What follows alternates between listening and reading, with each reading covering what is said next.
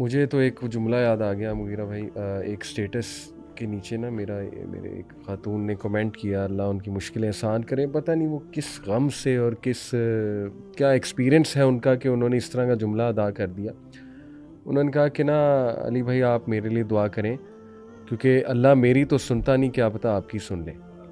اور یہ بہت کامن جملہ ہے. That was very heart breaking. اور یہ بڑا بالکل آپ نے صحیح کہا کہ اب پتہ نہیں اس کے پیچھے یا تو یہ سوچ ہے کہ پتہ نہیں مجھے بڑا نیک سمجھتے ہیں لوگ، یا یہ سوچ ہے کہ میری تو سنی نہیں اللہ نے، چلو کسی اور سے دعا کرا کے دیکھیں. تو دونوں ہی سوچیں غلط ہیں. میرے والد صاحب بڑا زبردست کا جواب دیتے ہیں. وہ کہتے ہیں کہ اللہ نے شیطان کی دعا کو رد نہیں کیا. سبحان اللہ. یہ آپ کی دعا کو رد کر دے گا کہ شیطان نے اللہ کی نافرمانی کی اور کہا قال ربی انظرنی الی یوم یبعثون، کہ اللہ مجھے نا قیامت کے دن تک کی مہلت دے دے. اس کو یہ بات پتہ تھی کہ اس بارگاہ سے جو مانگیں گے نا وہ مل جائے گا. تو فوراً مانگ لی اور اللہ نے دے دیا. یعنی اللہ اگر اتنا بڑا اللہ کی بغاوت کر رہا ہے، اللہ کے سامنے کھڑا ہو رہا ہے، کہتا ہے میں نے سجدہ نہیں کرنا، اور ساتھ ہی دعا بھی مانگ رہا ہے، اللہ نے دعا قبول کر لی. تو بھائی آپ یہ نا آپ شیطان سے بڑی تو اللہ معاف کرے نہیں ہے نا، تو آپ کی بھی اللہ سن لے گا انشاءاللہ. میں اس کو ایک اور اینگل سے میں دیکھتا ہوں کہ اب جیسے کچھ یوتھ ہم سے پوچھتے ہیں نا، آپ سے بھی پوچھتے ہوں گے کہ دیکھیں جی آپ نے کہا کہ اللہ سے فل بلیف کے ساتھ مانگو اور اللہ definitely they God, us belief کے ساتھ دعا میں انٹر ہو. تو وہ کہتے ہیں کہ نہیں ہم نے اسی بلیف کے ساتھ مانگا لیکن پھر بھی نہیں ملا.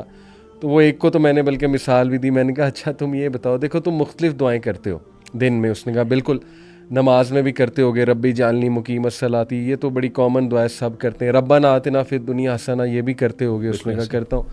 ہدایت کی بھی کرتے ہو؟ اس نے کہا کرتا ہوں. جنت مانگنے کی بھی کرتے ہو؟ بالکل.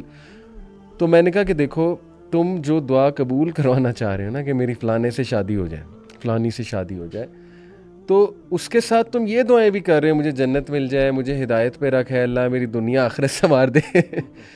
تو اگر تمہاری وہ والی دعا قبول ہو گئی ان دس سینس کہ تمہاری واقعی شادی ہو گئی، تو شاید تمہاری جنت بھی چلی جائے، تمہاری دنیا آخرت کی بھلائی بھی چلی جائے، ہدایت بھی چلی جائے. اور ایسا ہوتا ہے، اللہ معاف کرے، آپ کی غلط جگہ شادی ہو جائے تو لوگ ڈپریشن میں چلے جاتے ہیں، لوگ بیکار ہو جاتے ہیں، لوگوں کی دنیا آخرت خراب ہو جاتی ہے. تو جس رب سے تم مانگ رہے ہو، جس یقین سے، اس کو پتہ ہے کہ بھائی اس کو میں نے کس طرح سے دینا ہے، کب دینا ہے، اور دینا ہے کہ نہیں دینا ہے. اب دیکھیں نا آخرت کے لیے بھی اللہ نے سیو کرنا ہے بہت سی چیزیں. تو بس یہ انسان تھوڑا بے صبر ہے، بلکہ ہم سب بے صبر ہیں، اللہ ہم سب کو صبر دے. بٹ ریسٹ ایشورڈ، یعنی اکارڈنگ ٹو حدیث جیسے آپ نے کہا کہ اللہ سنتا بھی ہے اور اللہ قبول بھی کرتا ہے. یہ تو ہو ہی نہیں سکتا کہ اللہ تعالیٰ، نبی نے فرمایا جب تم ہاتھ اٹھاتے ہو your lord is shy, he is shy to return you empty handed. یہ شائنس کو تھوڑا ایکسپلین کریں کیونکہ آڈینس کچھ اور نہ شائنس سے سمجھ لے. What is this expression? حدیث میں آتا ہے اللہ کے رسول صلی اللہ علیہ وسلم ان اللہ حیی کریم، اللہ تعالیٰ بہت حیا والے ہیں، کرم والے ہیں. یستحی، اللہ کو حیا آتی ہے کہ جب بھی ایک بندہ اللہ کے سامنے اپنے ہاتھوں کو اٹھاتا ہے ان یردہما صفراً، کہ ان کو خالی ہاتھ وہ لٹا دے. تو یہ اتنا کریم، رحیم و کریم ہے. اگر آپ نے وہ آداب، اور انشاءاللہ ہم اس کا ذکر بھی کریں گے کچھ آداب کا کہ جو ضروری ہیں اور نیسسری ہیں کہ جن کا انسان خیال رکھے تو اللہ دعا ضرور قبول کرتے ہیں. علی بھائی ایک بات یہاں پہ ضروری ہے سمجھنے والی، وہ یہ ہے کہ لوگ عام طور پہ یہ سوال کرتے ہیں کہ ہمیں کیسے پتہ چلے کہ ہماری دعا قبول ہوگی. صحیح. تو اس کا جواب بڑا آسان سا یہ ہے کہ جب آپ نے ان آداب کا اور ان کنڈیشنز کا لحاظ رکھا جو اللہ کی آپ سے ایکسپیکٹیشنز ہے کہ جب آپ دعا مانگیں تو وہ آپ ان کا لحاظ رکھیں، تو پھر آپ کا اللہ کے بارے میں حسن ظن ہونا چاہیے، پازیٹیو اوپینین ہونا چاہیے اللہ کے بارے میں کہ یہ دعا میری قبول ہو گئی ہے. اس کے بعد شک کرنا نا یہ ایک بری بات ہے.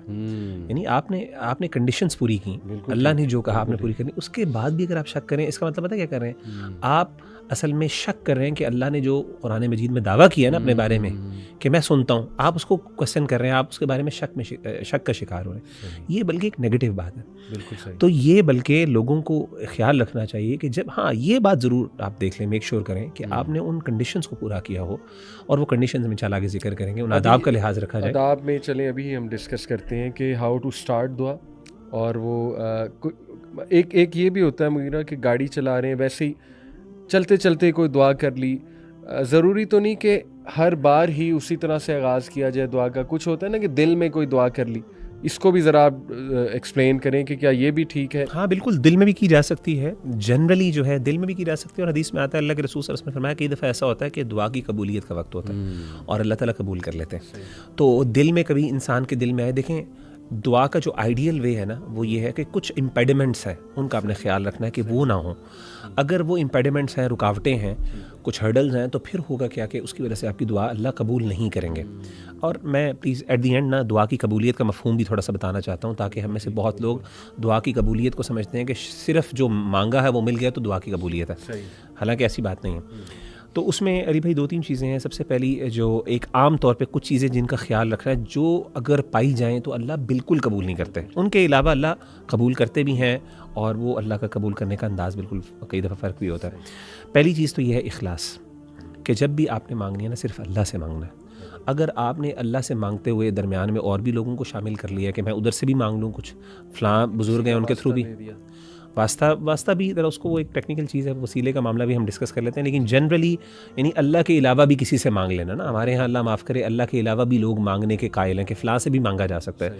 بھئی رب بھی دیتا ہے تو فلاں بھی دیتا ہے, نبی سے بھی مانگا جا سکتا ہے. تو ایسی دعاؤں کو اللہ قبول نہیں کرتے, جو مرضی ہو جائے. اگر وہ آپ کو بظاہر وہ چیز مل بھی رہی ہے, اللہ معاف کرے, تو وہ آزمائش ہے, وہ اللہ کی طرف سے ایک بہت بڑی آپ کے لیے آزمائش ہے, وہ دعا کی قبولیت نہیں ہے, کیونکہ وہ نہیں. تو پہلی بات تو یہ کہ قرآن مجید میں اللہ فرماتے ہیں فَادْعُوا اللَّهَ مُخْلِصِينَ لَهُ الدِّينَ, جب اللہ کو تم پکارو تو دین کو خالص کرتے ہوئے پکارو. پہلا ایک اخلاص ضروری ہے. دوسری چیز یہ ہے, جیسے آپ نے بھی ذکر کی, کہ استحضار القلب, کہ جب بھی انسان مانگے تو دل کو حاضر کر کے, دل غافل نہ ہو, اور یقین کے ساتھ, ٹھیک ہے نا, دل لگا کے دعا مانگے. کیونکہ وہ جو دعا جو دل سے نکلتی ہے وہ اثر رکھتی ہے, سیدھی سی بات ہے, ٹھیک ہے نا. تو دل سے مانگی ہوئی دعا واقعی اللہ تعالیٰ, اور انسان کو واقعی اس پہ پھر اطمینان اور سکون بھی ہوتا ہے.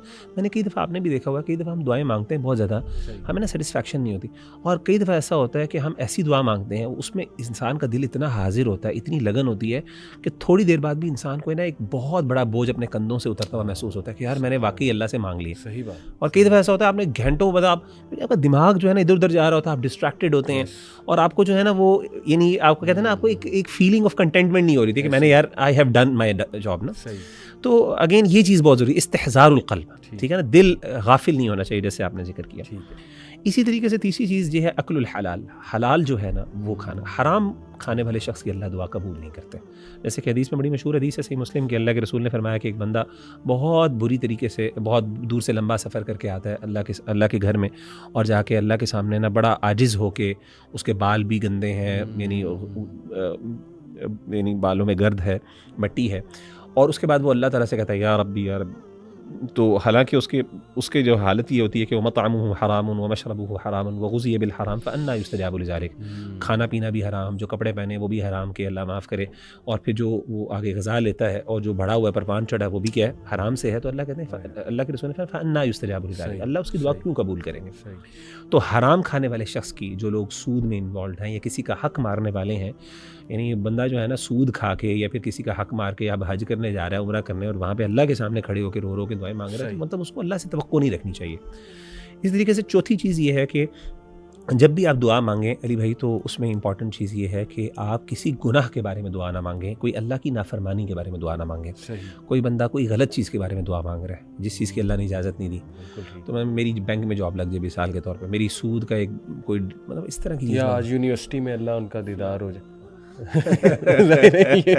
استغفر اللہ, یہ بھی غلط دعا ہے نا, نان محرم کا.